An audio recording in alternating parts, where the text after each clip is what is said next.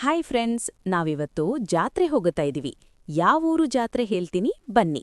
ಶ್ರೀ ಶಿವಲಿಂಗೇಶ್ವರ ದೇವರ ಜಾತ್ರೆ, ತುಬಾಚಿ. ತುಂಬಾ ಚೆನ್ನಾಗಿ ಜಾತ್ರೆ ಇರುತ್ತೆ. ನೋಡಲು ತುಂಬಾ ಸುಂದರವಾಗಿರುತ್ತೆ. ಹೊಸದಾಗಿ ಶೀಲಾ ಮಂಟಪ ನಿರ್ಮಾಣ ಆಗಿದೆ, ಉದ್ಘಾಟನೆ ಆಗಿದೆ. ಹಾಗೆ ಸಮುದಾಯ ಭವನ ನಿರ್ಮಾಣ ಆಗ್ತಿದೆ.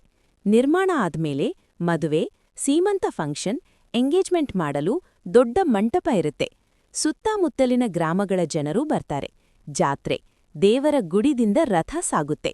ರಥ ಹೂವಿನ ಅಲಂಕಾರ ಮಾಡಲಾಗಿತ್ತು. ಗುಡಿ ಲೈಟ್ಸಿಂದ ಮಿನುಗುತ್ತಿತ್ತು.